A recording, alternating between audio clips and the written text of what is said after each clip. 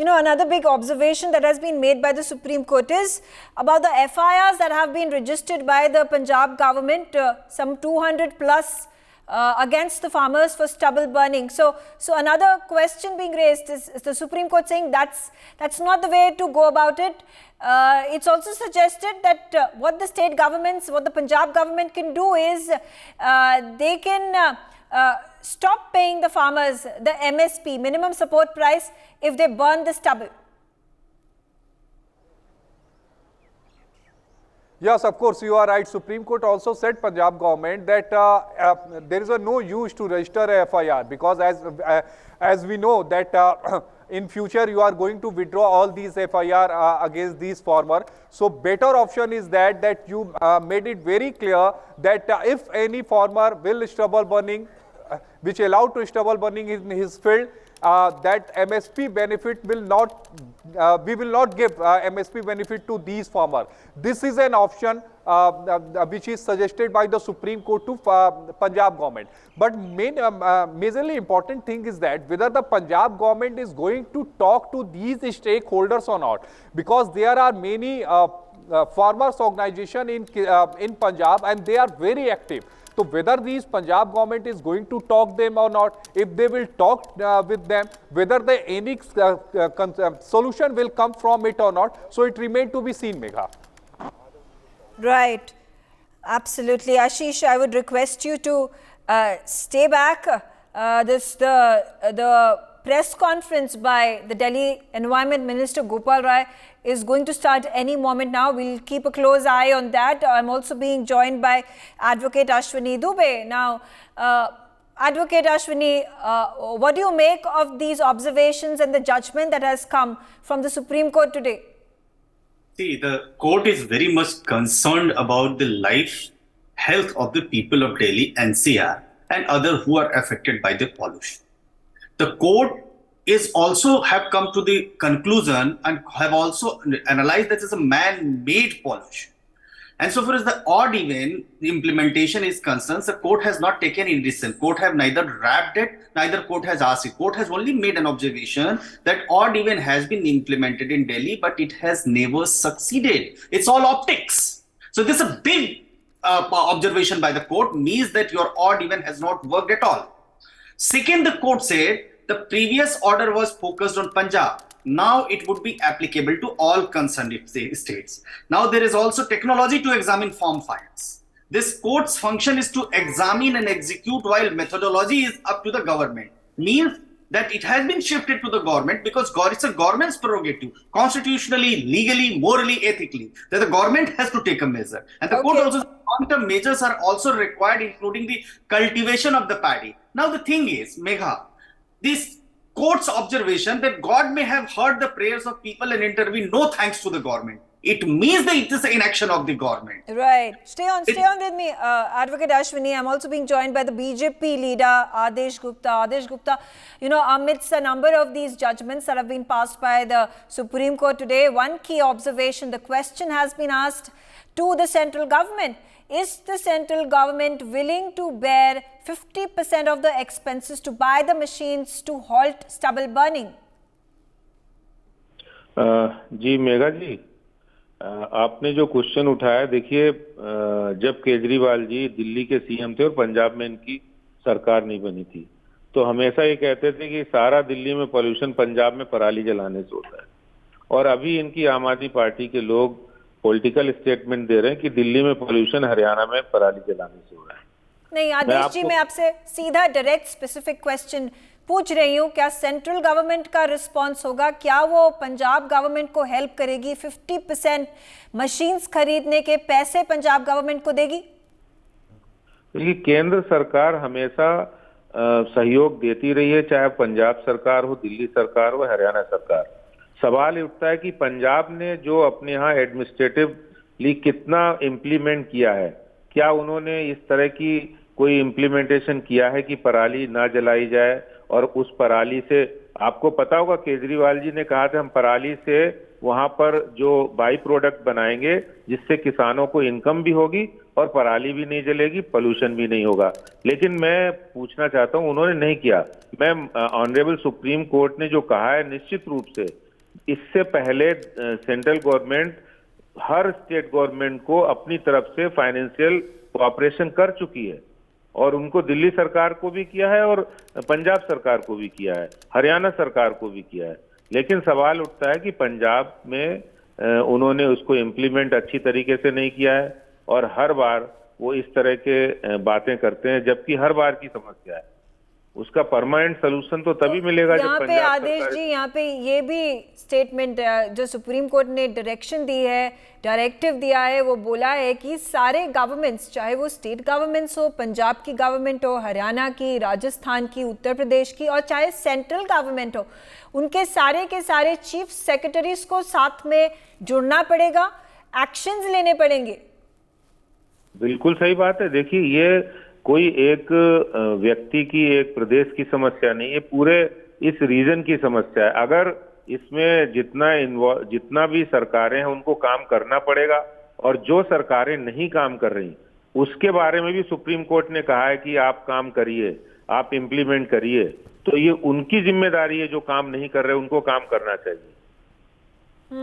Alright, अब इसका आदेश Gupta ji solution निकलेगा, ये साल तो बीत चुका है, पर अगले साल के लिए क्या तैयारियां हैं? Because supreme court has said, why is it that the Supreme Court has to reprimand the state governments, the central government? Why can't you voluntarily find solutions and act upon the problem? देखिए मेघा जी, मैं आपको थोड़ा पीछे भी ले जाऊंगा। 2018 में Delhi assembly में इन्होंने एक प्रस्ताव पास किया था जिसमें 26 मेजर्स लिए थे पॉल्यूशन को कंट्रोल करने के लिए। मैं आज आपके माध्यम से उनसे पूछना चाहता हूं, दिल्ली सरकार से, केजरीवाल जी से, कि 26 मेजर्स में से कितने मेजर्स पूरे हुए? उन्होंने स्मोक टावर्स लगाने थे, वो नहीं लगाए। चलिए, स्मोक टावर जो पिछले 2-4 साल से बंद था, कनॉट प्लेस वाला, अब चालू किया है। उन्होंने ग्रीन कवर बढ़ाना था, वो नहीं किया।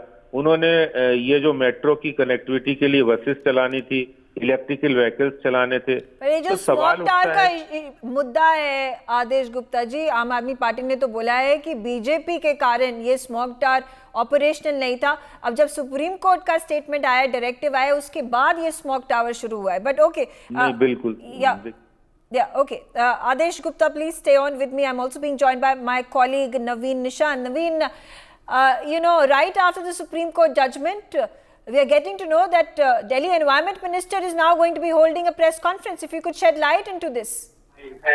बिल्कुल, देखिए बता दें कि सुप्रीम कोर्ट की जो भी हियरिंग हुई, सुप्रीम कोर्ट की जो भी टिप्पणी हुई, उसे लेकर दिल्ली सरकार के जो पर्यावरण मंत्री हैं गोपाल राय, वो अब से थोड़ी देर में एक प्रेस कॉन्फ्रेंस करने जा रहे हैं, जिसमें जानकारी देंगे कि सुप्रीम कोर्ट की हियरिंग के बाद दिल्ली सरकार और क्या कुछ करने जा रही है।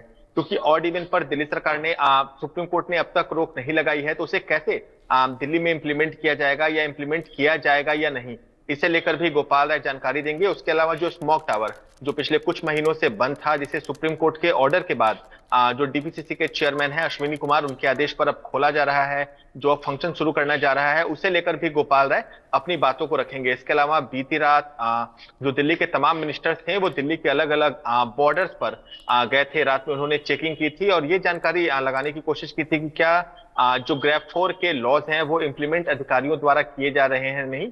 उन तमाम चीजों को लेकर जो दिल्ली के एनवायरनमेंट मिनिस्टर हैं गोपाल राय, वो अब से थोड़ी देर में प्रेस कॉन्फ्रेंस करने वाले हैं। जी नवीन, इसके बारे में भी आप हमारे ऑडियंस को, हमारे व्यूअर्स को क्लैरिफिकेशन दे, क्लियर करें ये बात। कंफ्यूजन अभी लोगों के बीच में ये होगी, नवंबर 13 को ऑड इवन स्कीम इंप्लीमेंट हो रही है कि नहीं? देखिए, सुप्रीम कोर्ट ने ऑड इवन स्कीम पर रोक नहीं लगाई है। उन्होंने ये फैसला दिल्ली सरकार पर छोड़ दिया है। तो अब दिल्ली सरकार को यह तय करना है कि वो 13 नवंबर से ऑड इवन स्कीम लागू कर रहे हैं या नहीं कर रहे हैं, क्योंकि ऑड इवन स्कीम लागू करने के लिए कई सारी जो टेक्निकल प्रोसेस हैं वो पूरी करनी होती हैं। किन व्हीकल्स को छूट मिलेगी, बाइकर्स को क्या छूट मिलेगी, तो इसे लेकर निश्चित रूप से जो गोपाल राय हैं वो अपने अधिकारियों के साथ और खासकर जो ट्रांसपोर्ट डिपार्टमेंट है उसके साथ पहले मीटिंग करेंगे, और मीटिंग के बाद ही ये तय हो पाएगा कि ऑड इवन स्कीम लागू होगा या नहीं। लेकिन अभी तक दिल्ली सरकार के मुताबिक ऑड इवन स्कीम पर किसी तरह से रोक नहीं लगाई गई है। जी, ऑल्सो एक और सवाल, जहां पे अभी दिल्ली गवर्नमेंट ने ये प्रपोजल जारी किया है, कहा है कि ये क्लाउड सीडिंग करेंगे, आर्टिफिशियल रेन्स का इस्तेमाल करेंगे एयर पोल्यूशन को कम करने के लिए, घटाने के लिए, इसके ऊपर सुप्रीम कोर्ट ने अभी तो कुछ नहीं बोला है, पर ये प्रपोजल कितनी आगे बढ़ा है? बिल्कुल, देखिए सुप्रीम कोर्ट में जब आर्टिफिशियल रेन का जिक्र हुआ तो सुप्रीम कोर्ट ने कहा कि इसमें हम कुछ नहीं कर सकते, इसमें आपको इजाजत लेनी होगी, तो आप सेंट्रल गवर्नमेंट से ले सकते हैं। और वहां पर जो एजी वहां मौजूद थे, दिल्ली सरकार को यह कहा गया कि आप एजी से मदद ले सकते हैं, क्योंकि आमतौर पर जब क्लाउड सीडिंग होती है यानी आर्टिफिशियल रेन होती है तो डीजीसीए की परमिशन लेनी होती है, सेंट्रल गवर्नमेंट की परमिशन लेनी होती है, साथ ही साथ जो एसपीजी है यानी जो प्रोटेक्शन ग्रुप है प्राइम मिनिस्टर की, उसकी मंजूरी लेनी होती है। आईआईटी जो कानपुर है वो इस मामले में पूरी तरह से तैयार है और तकरीबन 13 करोड़ रुपए का जो बजट है वो इस पे पूरे आने वाला है। और दिल्ली सरकार ने भी ये कहा है कि वो पूरे दिल्ली 13 करोड़ रुपए का जो बजट है वो देने के लिए तैयार है इसकी स्टडी के लिए। तो अगर सब कुछ ठीक रहा तो 20 नवंबर या 21 नवंबर को दिल्ली में जो आर्टिफिशियल रेन है वो दिल्ली सरकार कराने जा रही है। जी, अभी देखा जाए तो कल रात को बारिश हुई है, आज सुबह भी बारिश हुई है, एयर पोल्यूशन के लेवल्स सिवियर प्लस से वेरी पुअर तक आ चुके हैं। अगर ऐसी ही दिल्ली में बारिश होती रही तो क्या ये जो आर्टिफिशियल रेन का प्रपोजल है इसको डेफर कर दिया जाएगा या पूरी तरह कैंसिल कर दिया जाएगा, इसकी भी संभावना बढ़ जाती है? बिल्कुल, देखिए अगर ऐसे ही मौसम बना रहा यानी बारिश होती रही तो निश्चित तौर पर जो आर्टिफिशियल रेनिंग है उसे डिफर किया जा सकता है कुछ समय के लिए। लेकिन मौसम वैज्ञानिकों का कहना है कि जो बारिश है वो कुछ घंटों के लिए है, यानी पूरे नवंबर बारिश नहीं हो रही। और हम सबको पता है कि दिवाली के अगले दिन की जो सुबह होती है वो बहुत ज्यादा पॉल्यूटेड होती है। दिल्ली का जो AQI है वो कई इलाकों में 600 को पार चला जाता है। तो ऐसे में जो वेदर है वो भी एक अहम रोल प्ले कर रहा है पॉल्यूशन को लेकर। अगर जो विंड स्पीड है वो ज्यादा होती है तो फिर पॉल्यूशन कम महसूस होता है, लेकिन इन दिनों जो विंड की स्पीड है वो भी अभी के समय काफी कम है। इसके अलावा जो फोरकास्ट है वेदर का उसके मुताबिक आज बारिश हो सकती है, लेकिन कल से मौसम फिर सामान्य रह सकता है। अगर मौसम नॉर्मल होता है तो फिर जो पॉल्यूशन का लेवल है वो लगातार बढ़ेगा। और दिल्ली सरकार इसे एक स्टडी के तौर पर भी पेश करना चाहती है कि आखिर इसमें क्या कुछ दिक्कतें आती हैं, क्योंकि IIT कानपुर का कहना है कि उनके पास पूरी तैयारी है, उन्हें बस परमिशन की जरूरत है। तो ऐसे में निश्चित तौर पर दिल्ली सरकार इस पूरे प्रोजेक्ट का एक स्टडी कराएगी ताकि इन फ्यूचर अगर कभी भी जरूरत पड़ती है तो फिर ज्यादा दिक्कतें ना दिल्ली सरकार को हो, ना केंद्र सरकार को हो या फिर IIT कानपुर को हो। Okay. Thank you, Naveen Nishant, for joining us on this telecast. I'll keep coming back to you right after Gopal Rai holds that press conference. Crucial decisions at this point of time are going to be taken by the Delhi government on the odd-even scheme. A lot of confusion at this point of time reigns amongst the citizens, amongst Delhiites.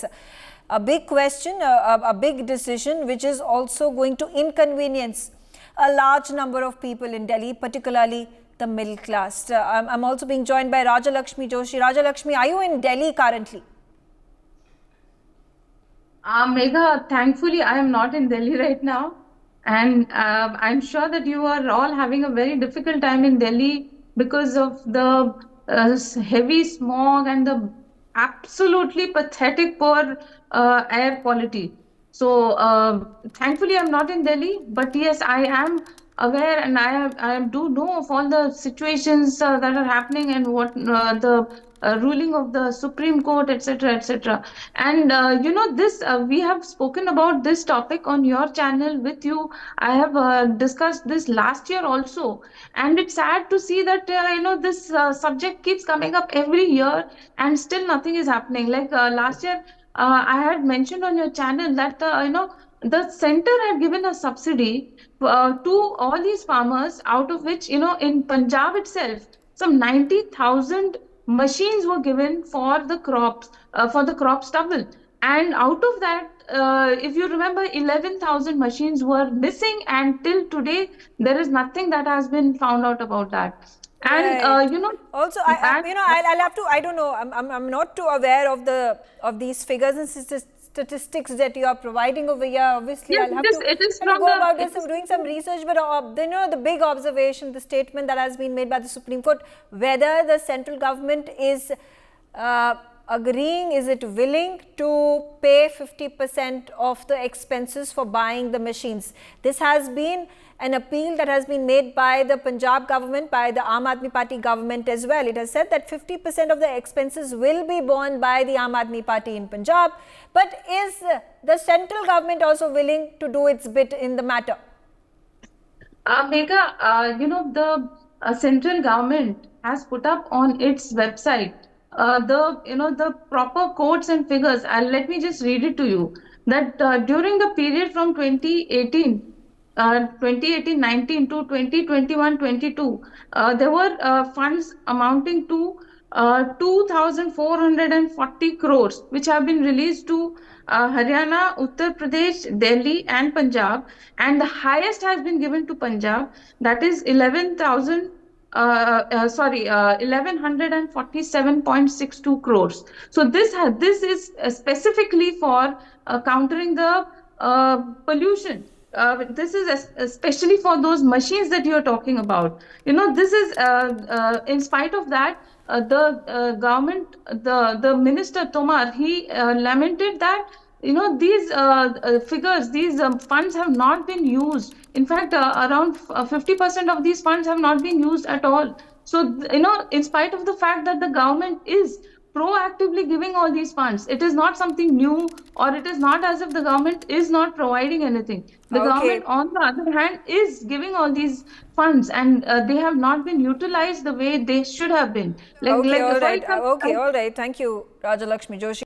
For more such videos, subscribe to the NewsX YouTube channel, hit the bell icon.